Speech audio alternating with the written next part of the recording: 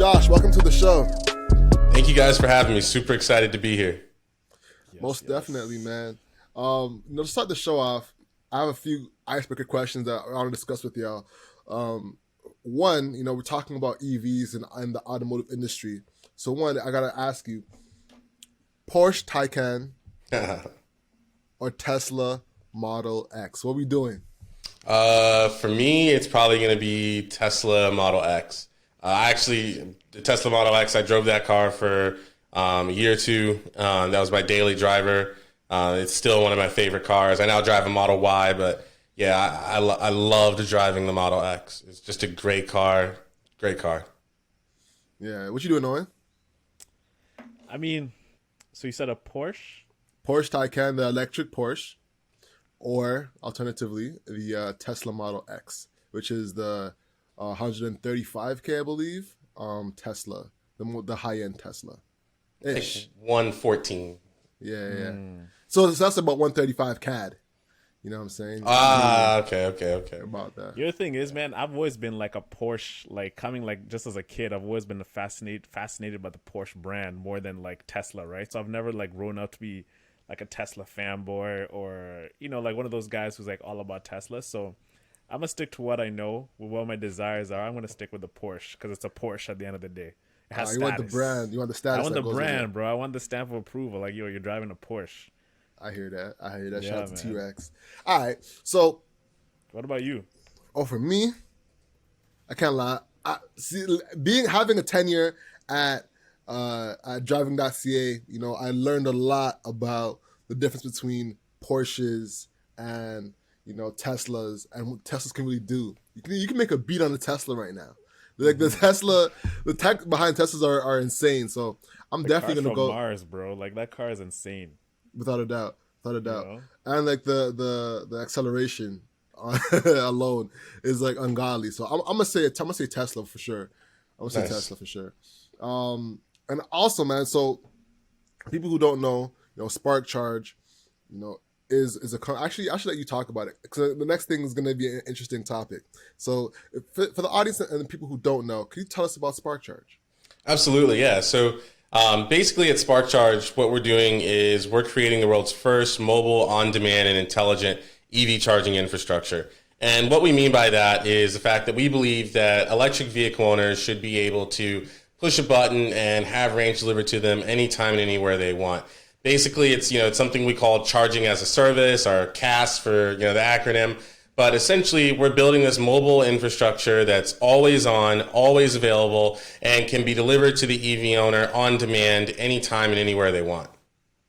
Amazing. Listen, elevator pitch down to sinks.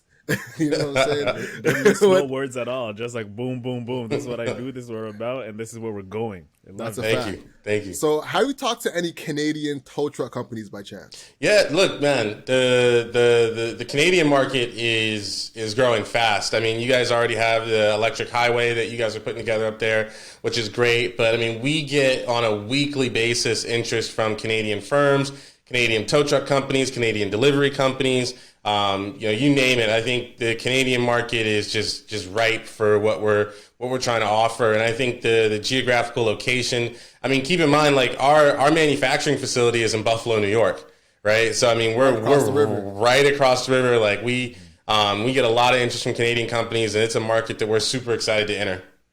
I bet you, man. So have you heard of this tow truck war? No. Oh, and have you heard of the tow truck war?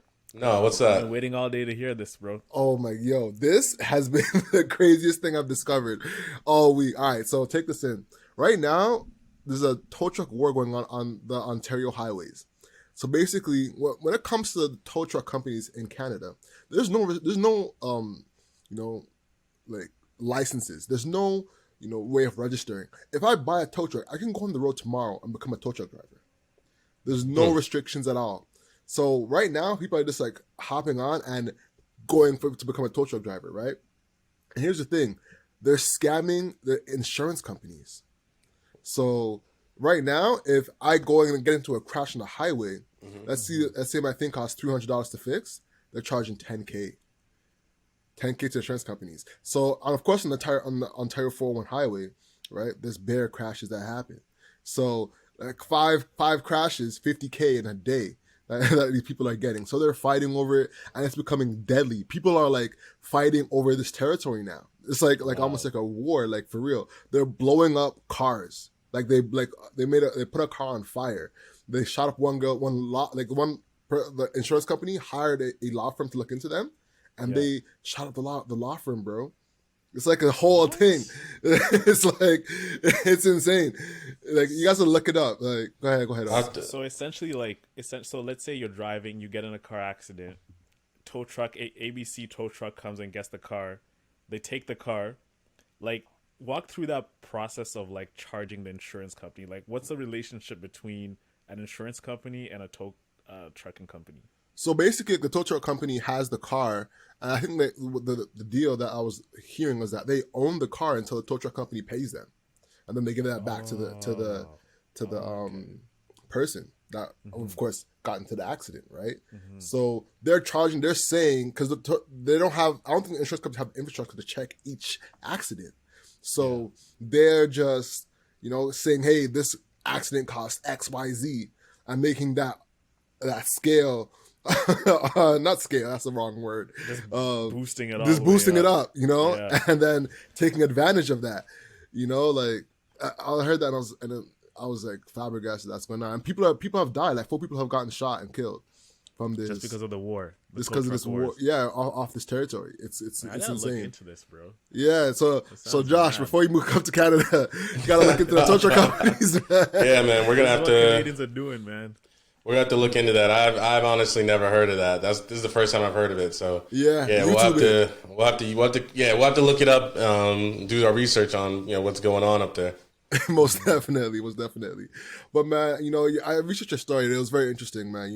Starting off in a dorm room, just to get some backstory to you.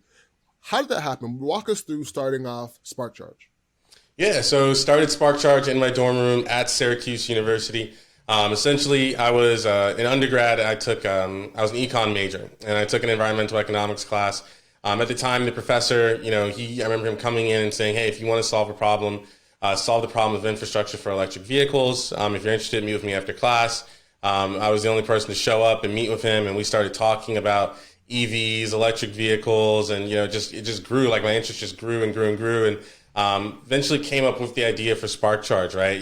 Portable charging station that can charge an electric vehicle on demand anywhere.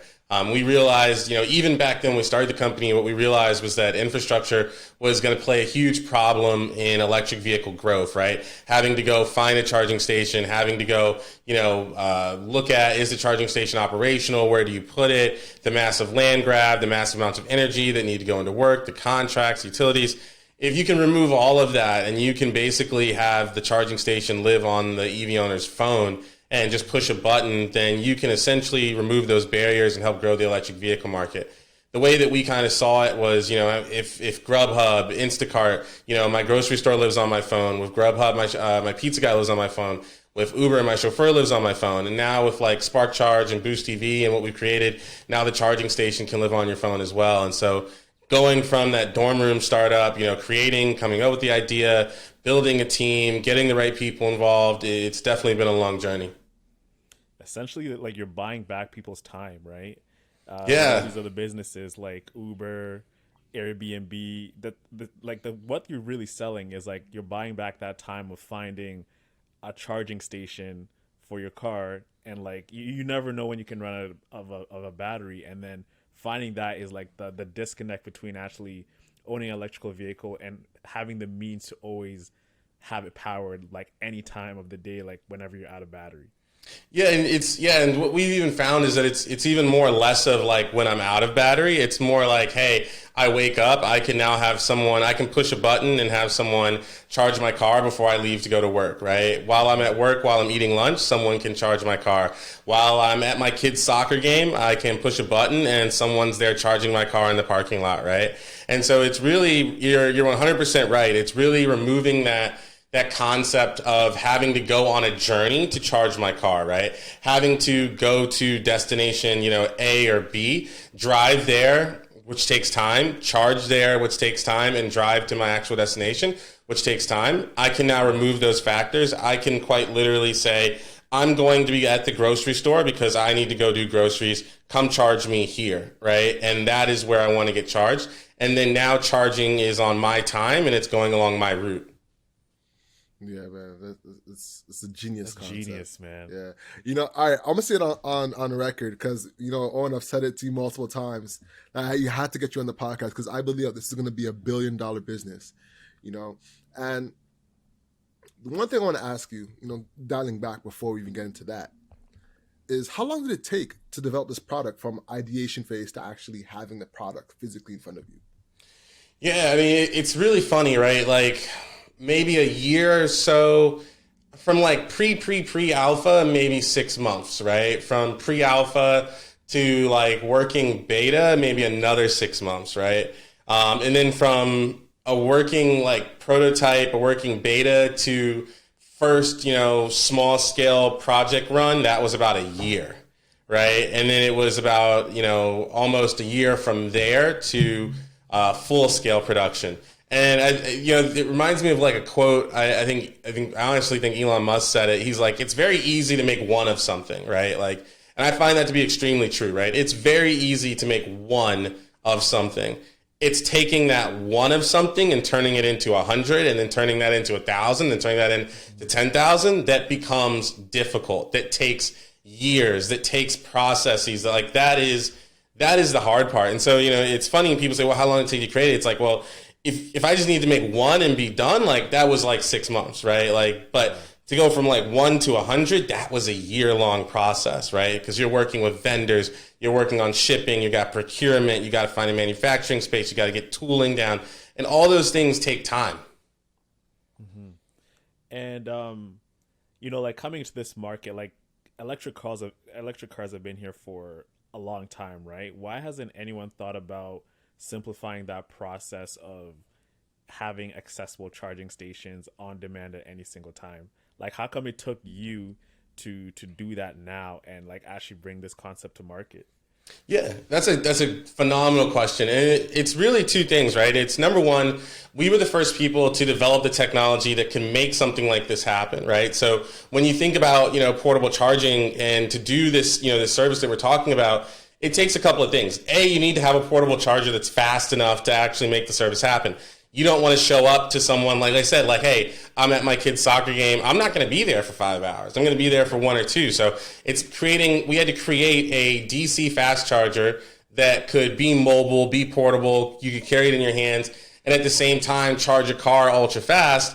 And then on top of that, we had to build like the software and the logistics and the app to now put that power in your hands. And it's only now coming together because we've actually pioneered both, right? And so what we'll start to see is like, hey, the technology will get better, right? So our charging stations are going to get faster. They're going to get smarter. You're going to get more range out of them.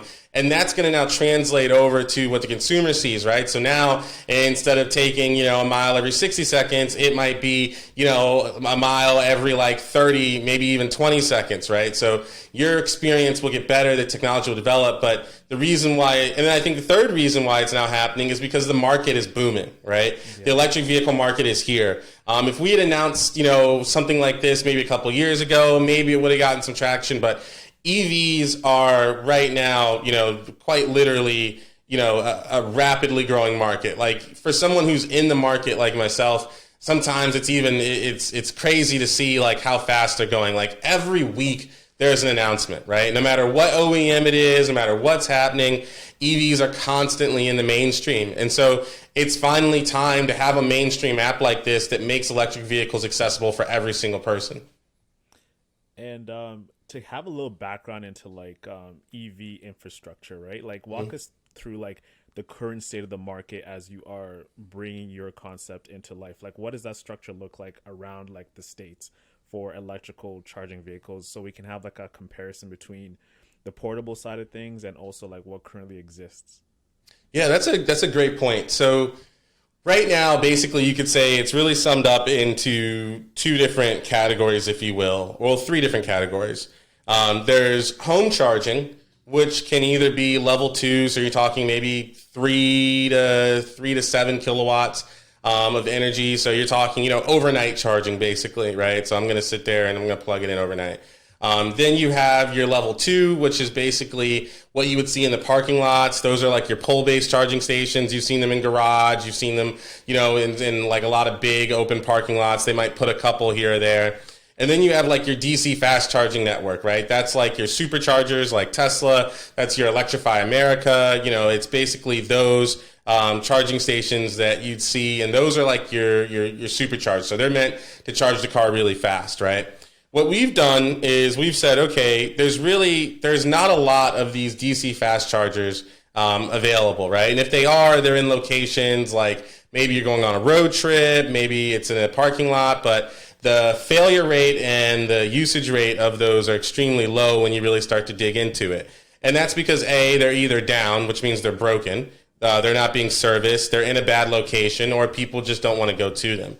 And so we said, well, what if you could take the convenience of that fast charging, right, the power of that fast charging station, and bring it to the EV owner? So now the uptime is 100%. Now they don't have to worry about going and finding it. Now they don't have to worry about when they get there, is it broken, right? Is it actually even going to charge my car? I've made this journey here and it won't even turn on, right? We can take that power, that convenience, that speed, and bring it to you. Right. And so that's that's kind of what we saw as like a really golden opportunity for the market. Because I think you really have to like sit there and think about it too, right? The way that electric vehicles are marketed and advertised, right? When you see an advertisement for an electric vehicle, what do you see? Right? It's a big house. It's a garage. It's got maybe a power wall in it or something like that, right? But in reality, I think it's 80 to 90% of the population here in the United States doesn't live in a house. They live in apartments, condos, and high rises. And those people don't really have access to everyday charging unless that condominium or that apartment complex is willing to foot the bill. So whether you're in a house, whether you're in an apartment or anything like that, being able to schedule and have range delivered to you on your phone with the push of a button, the same way that you order food, is really tearing down every single barrier to electric vehicle charging that the consumer might have. And also, you're also opening up the expansion for ownership of more electrical vehicles, because that might have been like a hindrance of people even buying. Because when I think about electrical vehicles, I have some neighbors at my parents' house and I see them have it set up in the garage. And I'm like, okay, if I were to buy an electrical vehicle, I have to be a homeowner to begin with, right? Like I have to have a home ownership. I have to have these things to really allow me to have the luxury of being able to charge my car. So you are actually part of like you're a catalyst for reason to allowing people like Alex and I to own more electrical vehicles, because you're giving us more access to charge our cars. Yeah, I think access is key, right? I mean, when we think about electric vehicle growth and we think about electric vehicle adoption, it needs to be electric vehicle growth and adoption for everyone, right? Not just for people who live in houses. And so I think that's a really big part of it is, if you can make this mobile, if you can make this accessible, then you're 100% right. Electric vehicle adoption will grow. Absolutely, man. Yeah, I can't disagree with you. So now I have a lot of questions when it comes to building this business. Like, how much money did it take for you to create the product to start with? Yeah, I think like the first prototype, it was maybe, maybe a couple $100K that we had got through grants and awards and things like that. That's incredible, man. All right. So did you have to, all right, walk us through that process. So you got the idea first, and did you start investing your own money first, or did you sell the idea first, then get money for the idea in order to create the product? Yeah, I invested my own money at first, like super early, like just to flush out the idea, things like that. But I mean, we had a lot of great support, right? We had NYSERDA, we had Blackstone Launchpad, we had Ideas Lab. We had a lot of great support. And I think that's one of the beauties of starting a company in college is you've got, basically an entire university behind you. For us, we had Syracuse University, we had Linda Hartsock and Techstars Blackstone Launchpad, really, helping us formulate this idea, get a prototype together, helping us get funding. We just had an amazing community around us, supporting us. Jeez, like how much funding do you say you had when you started off? Like I don't know how much, hundreds of thousands of dollars. So like when we first started, or to make the prototype? Both. I'm curious how much. Yeah, I mean, when we first started, it was nothing. It was just it was just me and my bank account, right? So, and I was like a junior in college, so I mean, there's zero. Like it was just an idea, and then so I mean, from you basically like I mean, everybody's journey is different, but for us, it was ideation. So we came up with the idea, right? It was all right. We got this idea. We had to flush it out. We worked with a lot of great people in Syracuse, a lot of great organizations. Flushing out the idea, is this a viable business? Can you actually make this? Worked with a lot of professors, did a lot of research, just trying to figure out, what is the business, right? And then from there, it was about, okay, well, how do we make this business real, right? We had to write a business plan. We had to get our pitch deck, had to learn how to pitch, like you talked about it earlier, like, getting your elevator pitch down pat, right? Like learning how to talk to investors, learning how to put together these briefs and all these reports. And then, with the help of Blackstone Launchpad and the university, we were able to go to pitch competitions, right? So we won, Panache, which is a really big pitch competition at Syracuse and I believe in upstate New York, right? I think we won, $20K there, right? And then we got invited to the New York State business plan competition, right? That was $100K, right? And so that was enough to create, our first prototype, right? And then we won Fuse Hub. That was another $50K. So it's like you literally went from ideation to, business creation to actually how do we fund this business that we've created and that we've thought out, and then went ahead and just started pitching it and getting attention to it, and it just kind of grew and grew and grew from there. And that's how we were funded very early on. It was pitch competitions, grants, and awards. And then it wasn't until 2017 or so 2018 or so that we actually got our first venture capitalists to come in. So let's talk about venture capital. Walk us through the process of getting venture capital. What were some of the challenges you had getting that venture capital, and what were some of the lessons you learned? Yeah, man. So, I mean, for us, venture capital, we got into Techstars. Then, as we were going into Techstars, we got introduced to a firm in Boston called Point Judith Capital. Point Judith Capital, they were pre-seed, Series A, Series B a little bit. But they really invested in early founders, right? And I think one of the more interesting things that I was told by a venture capitalist was yes, we invest in companies and the numbers need to be right and all of that, but at the end of the day, we're really investing in people, right? You can have the best company in the world, but if we don't really like who's at the head of the ship or, the people on board the ship, then we're not going to invest, right? So I think, rule number one is that VCs invest in people, right? It's you and then the business, right? So for us, it was, we knew we had a great idea. We knew that the market was going to eventually become what it is today. But it was really interesting for us trying to find people to believe in our vision, right? Believe in our future, believe in the electric vehicle industry, because even in 2018, a lot of people didn't really think the electric vehicle market would take off, right? No one, I mean, and it's crazy to look and say that now, but I'm telling you, a lot of people just didn't think the electric vehicle market would grow that fast, right? And now 2021, we're sitting here and it's every week there's an electric vehicle, big article, but in 2018, man, it was like you were kind of the guy who was talking about a market who might not be there for another 8 to 10 years or so. So we really had to find investors who believed in us, who believed in our mission, believed in our vision, and were willing to help back us. What was some of the apprehension that investors would give you? What would they say for not investing? Because it seems like a grand idea.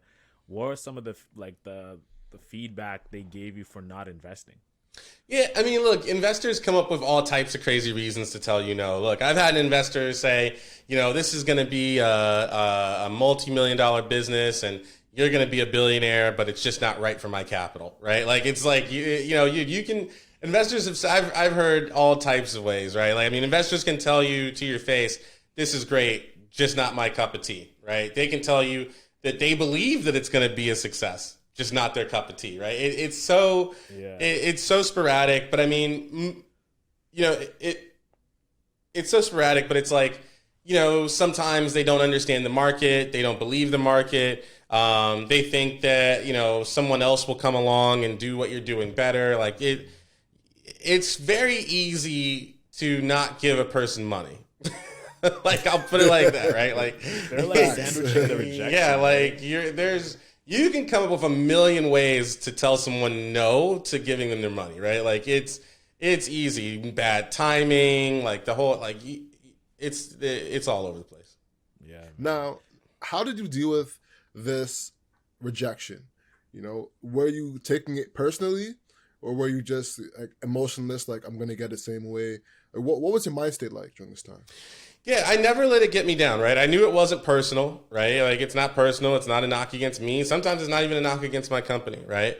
I never let it get me down. I was always more just determined to make SparkCharge a success, right? Like, I was always more determined to say, okay, hey, it's a no now, but hey, we'll work with you next week if you change your mind, right? Because we're not going to stop what we're doing. We believe in this future of EV adoption. We believe in terms of making electric vehicle charging accessible.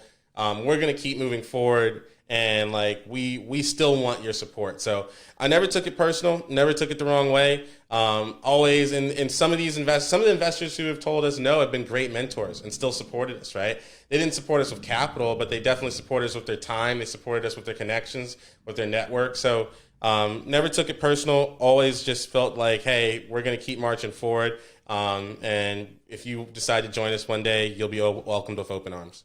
That's a big strength, like a huge strength. Where did you learn that? Like, were your parents entrepreneurs or anything like that? Like, where did this develop for you?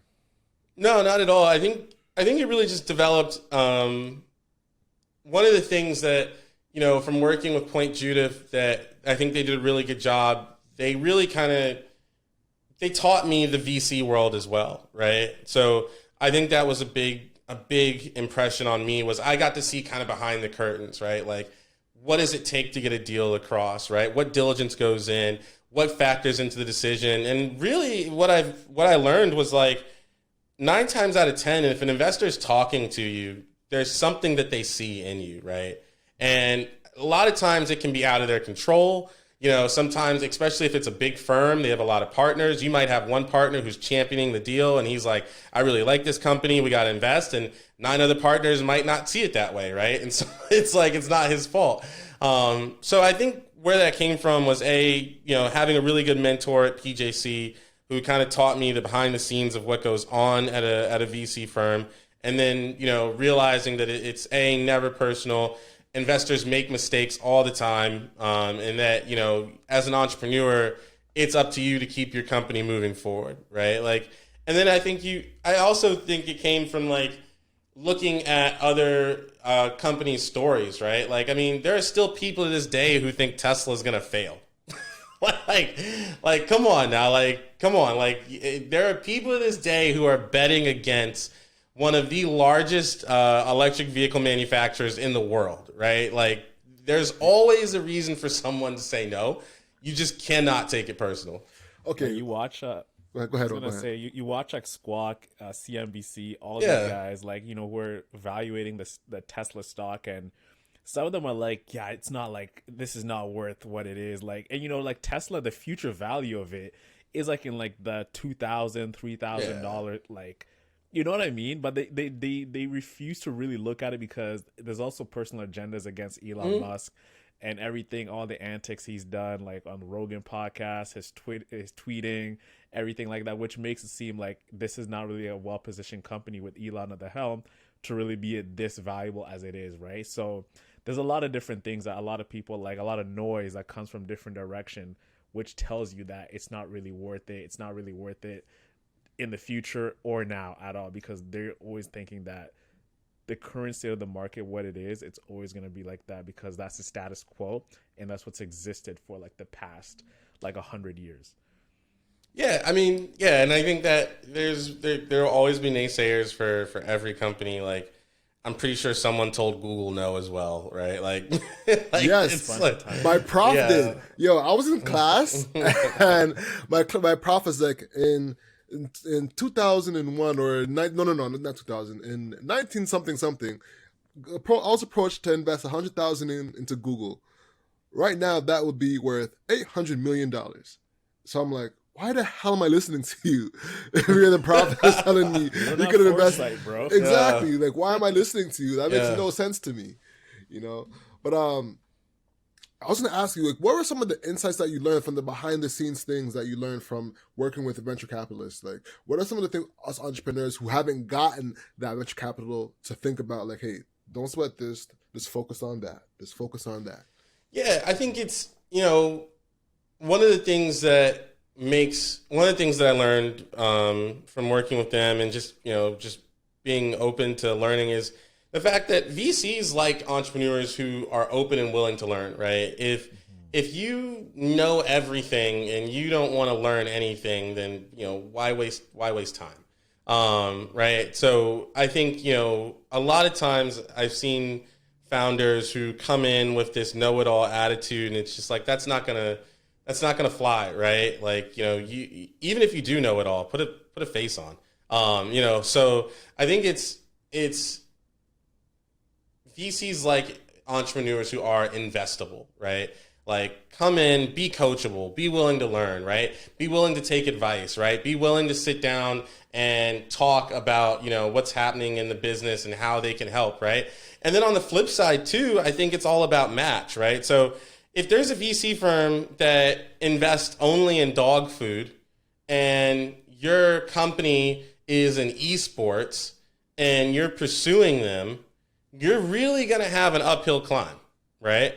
Like you're really, really, really going to have an uphill climb, right? So I think there needs to be a match, right? You need, as an entrepreneur, you need to basically see a VC as, okay, number one, am I going to enjoy working with this person, right?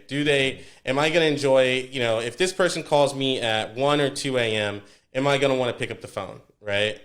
Because, sometimes that happens, right? Am I going to want to pick up the phone? Number two, is this firm a good match, right? So, who else have they invested in, right? If I'm, hypothetically, right, if I'm an esports, company, have they invested in another esports company, and what help have they given to them, right? And what's their trajectory, right? And can I talk to that founder? So, VCs are going to do due diligence. They're going to research you. I think as an entrepreneur, you really need to do due diligence and research them as well, right? Like you need to make sure that it's a good fit on both ends, right? Usually the deal flow and everything goes so much smoother when both parties are aligned on how they're going to benefit from that relationship. Absolutely, man. Absolutely. So, jumping back into like discussing more of like the industry of like electrical vehicles and also charging. For our audience members who don't really know about this industry, like I think this would be a great opportunity to provide them with some background, right? So can you like give us like a lay of the land of like what the current growth rate of the market is? What are the hiccups of like the current like state of regime of like charging stations that exist within urban areas and etc. And then as well talking about like, going past passenger cars for charging and talking about like trucks, buses, vans, and what that exists for them and how you're going to be able to come in that and also like serve those markets as well, other than just like electrical vehicles for passengers. Yeah, that's a lot of questions. I know, man. I know. So we'll just try picking them apart, right? So I think number one, I think global electric vehicle investments are supposed to be around $300 billion over the next couple of years. So it's a global effort, and we're going to start seeing more countries, more OEMs, more partners get involved in the electric vehicle industry, which is good. When it comes to charging, I think it's just making it accessible and keeping it, up and running, right? So that's where SparkCharge kind of fits in, right? We're making it accessible, we're making it fast, we're making it convenient, and we're giving EV owners back their freedom.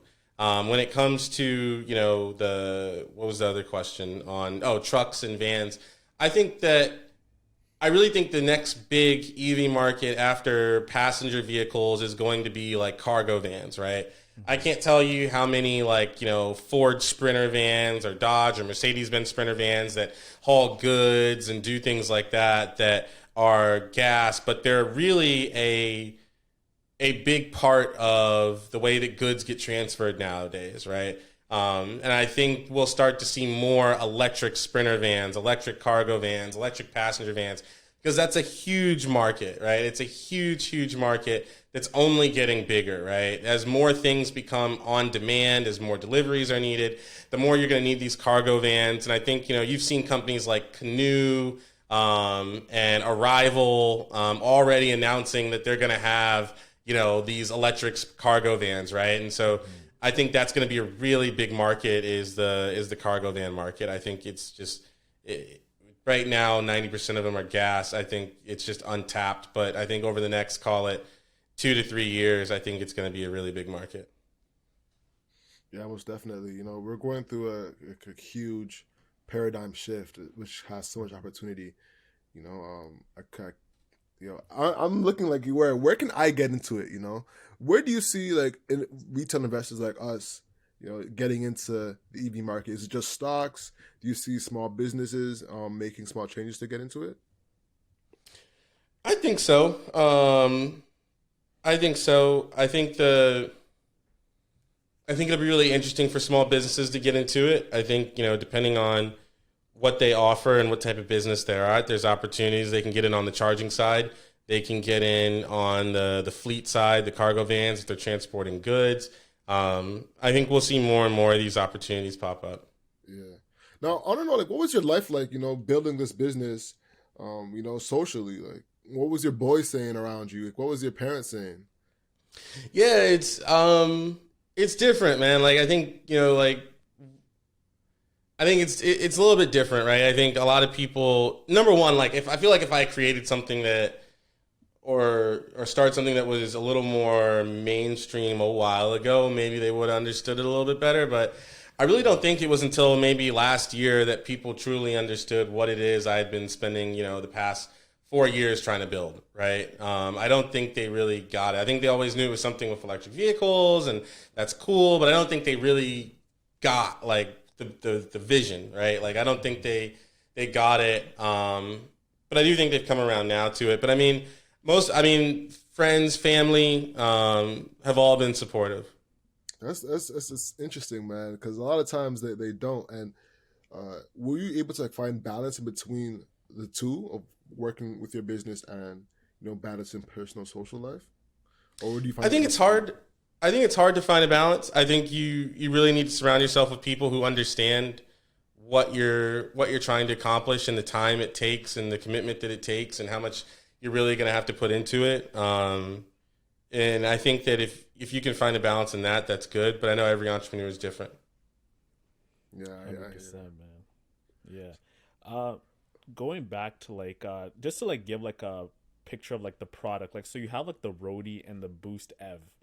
Can you break down like what the difference between those two solutions are? Yeah, so the Roadie is the portable charging station that we make. That basically it's like taking a Tesla supercharger, shrinking it down into something that you can hold in your hand.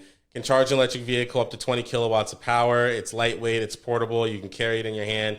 We like to call it a supercharger, in your pocket, right? And then you have and the cool part about it is the fact that it's modular. It works kind of like Lego blocks. Connect the modular pieces together to increase the amount of miles and then send those miles into the car. Boost EV is basically the mobile platform. It's the mobile app. It's basically the charging station in your hand.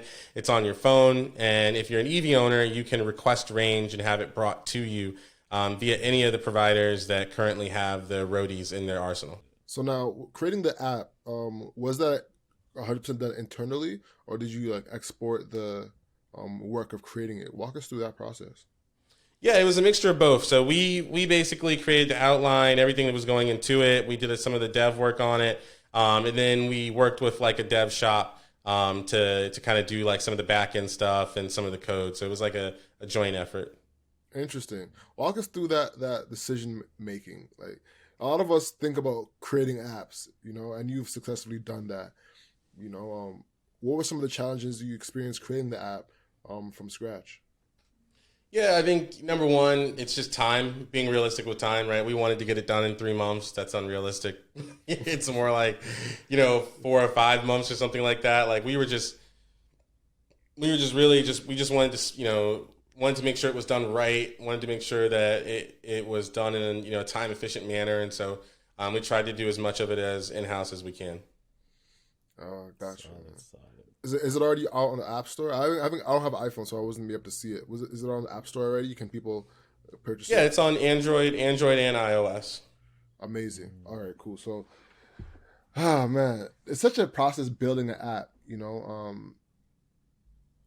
Where I want to go with this is, for people who are building an app from scratch, 5 months even sounds extremely fast, to say the least. It seems like you've been able to build products extremely quickly. Like even though you were saying a year to build the product, from I think it was beta to alpha, or something along those lines. Like, walk us through like the way you think about executing a product design from ideation to, finished product. Yeah, I think the way that we kind of look at it as a team is it's what are we building? Who is going to be on the team to build it, right? What expertise do they have? Do we need to hire someone to come in and add more expertise? What's a reasonable timeline based off of everyone's experience, based off of the research? There's a ton of research that goes in, months of research that goes in before making the product, right? It's getting the goods, who are providers, where are we building it, what are the specs, what engineering needs to happen. Are we building everything from scratch, or are we taking some parts off the shelf, right? If we are taking parts off the shelf, how does that affect our cost of goods, right? Because it's going to cost more. If it costs more to take it off the shelf than to make it ourselves, then what do we want to do, right? Because if we make it ourselves, it takes longer, but it might be cheaper. So I mean, there's a host of different things that go into it. But it's really about getting the right team, right? Like 90% of your timeline, in my opinion, is going to be based on the team that you have working on the project. If you have the right team, everybody working together, everybody knowledgeable, everybody basically an expert in their field, then you will move faster. And that's something that we've been able to do because our team has been extremely solid in terms of their development and their passion towards the projects that we're working on. Before SparkCharge, what was your life like as an entrepreneur? Like, what other ideas did you ever dabble in with? Other products that you played with? Because like SparkCharge is like a great business, right? And I know entrepreneurs, it takes them like a while to like get their idea. What are some of the other ideas that built up to launch SparkCharge? Yeah, so I mean, SparkCharge being the success that we've been really blessed to have. When I look back on it, I'm trying to think, like, there wasn't many other ones. Like, at one point in time, I thought about, like, getting into, like, clothing and things like that, like everyone does. Like, everyone starts with, I'm going to make a t-shirt. So, we started looking into that. And then, but it really always revolved around automotive, right? Like, it was always around automotive, and because cars have always been a passion. So that's kind of, we really didn't think of too much outside of automotive, and then working on SparkCharge just became passion. No, that's Crazy, huge. man. And how much does a product go for? Yeah, so I mean, if you finance it, you can get it for I think as low as like $126 a month.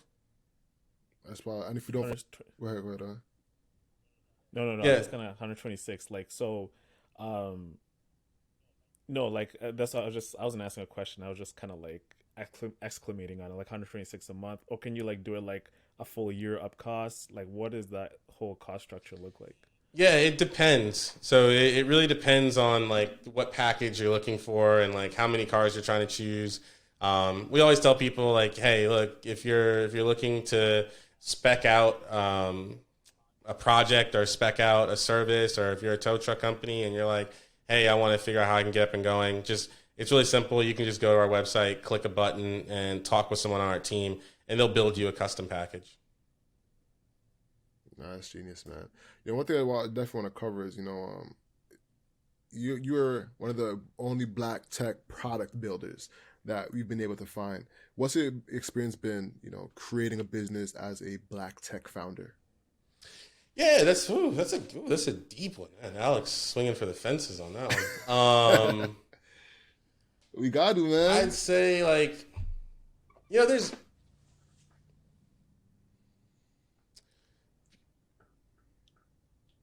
I think there's like a difference, right? Like I know of other really great minority entrepreneurs who are in tech, right? whether it be in, app development, clean tech, hardware, you name it. There's a lot of great minority African American founders out there. I think what our team has done really well is like promoting it, right? Getting out there, letting it be known, not hiding behind the fact that the CEO is black. And I'm sure there have been cases where that's been suboptimal for the brand to have me be the face of the business at times, right? Just because of the world we live in. But I mean, I think the big thing is that our team and we've just done a great job of letting it be known, right? And getting out there about what we're building. We haven't really been shy about the way that we've approached the market and who we are and things like that. But there are a lot of great entrepreneurs out there that just don't, a lot of great minority entrepreneurs out there that just don't get the shine that they deserve. Yeah, that's true. That's true. And just thinking about it, like in terms of black tech, like there's a lot, but in terms of black tech product makers, that's where I feel like there's a shortage there, And go ahead, Owen. I was gonna ask you, like, you talking about like being the face of that. Like, I found that very intriguing. Like when you said that, like, you go deeper into that. Being the face of like the company, like what is it that was a lot of like the restraints that come from you being like the face of SparkCharge? Like just like go deeper into that a little, because I find that interesting to like for our audience to know, like as a black tech founder. Yeah, you mean like so elaborate a little bit? Because you're saying like the times we live in right now, being like the face of a company as a black founder, and like the times that we live in. What was your like what's your experience like with that? Like yeah. So I think, number one, I think it's a good thing, right? Because I think it builds credibility, right? I think being a black face in clean tech, being one of the few black faces in clean tech, like Alex kind of mentioned, like that actually has a product that's out there, that's in the market that you can buy today. I think it builds credibility. It helps builds our culture. You never know who's watching, right? You never know who's looking. You never know who's watching. I think a really good example of that would be when we were shooting the commercial for a service that we're going to launch on Earth Day. We were shooting it in Dallas, Texas, and we were out, and the film crew was shooting and everything. And these two gentlemen walked over. They were two security guards, and they walked over and they were like, "Hey, we saw you on Shark Tank. Like we saw you. We support you." And they had a whole group of call it team members that had watched the episode, right? And they were black just like me. And it was really interesting to hear their perspective of like, yeah, like we tuned in to support you, right? Like we tuned in because like here's another minority, here's another person of color on this show negotiating, handling business, and closing a deal. And I think the more representation we have, the more scenes you can see like that, where it's like, hey, there's someone who looks like me, who's succeeding, who's getting investment, who's doing the best he can. I think that kind of changes the perspective of the culture. Yeah, most definitely. And speaking of Shark Tank, man, walk us through dealing with Mark Cuban, man. What's been your experience dealing with the Dallas Mavericks boss? Yeah, Cuban's awesome, man. Cuban's awesome. He's great. Like I can't say enough good things about working with him. This dude, his response time is impeccable, dog. Like you can email, you can email him now, right? And probably within less than 10 minutes, he'll email you back. He's on it. He always wants to help. He always wants to support. It's really, the relationship is, it's really good. No, that's a blessing, man. All right, as work was wrapping up, man, is there anything we didn't cover? I don't think so. Awesome, man. Awesome. Josh, man, where can people find you? Yeah, you can find me on Instagram, Josh Aviv. You can find me on Facebook's my person, LinkedIn, Josh Aviv. You can go to our website, SparkCharge.io. Super easy to follow and get in touch with. Yeah, man. Awesome. Oh, last question. How are you building business? Is it just B2B specifically? Are you going to market for the consumer product? That's my last question. Like, how are you building the business? Yeah, so we sell the roadies to businesses. So we're B2B on the roadie side. But Boost EV, the app, is for the consumer, so they can basically push a button and have that roadie delivered to them anytime and anywhere they need it. Amazing, amazing. And to end the conversation, what has been a quote that has impacted you? Yeah, so there's a really good one. If you want to go fast, go alone. If you want to go far, go together. That's huge, Deep, man. Oh, anything we missed before we get out of here? No, that's it, man. Hey, I'm talking to Owen. You're talking to me, Josh. Sorry, I said Owen. No, I think we covered everything: product, development, story. We hit everything. Most definitely. Awesome, ladies and gentlemen. The hustle is what you can't control, so control your grind and control your life. I'm Alex. And I'm Owen.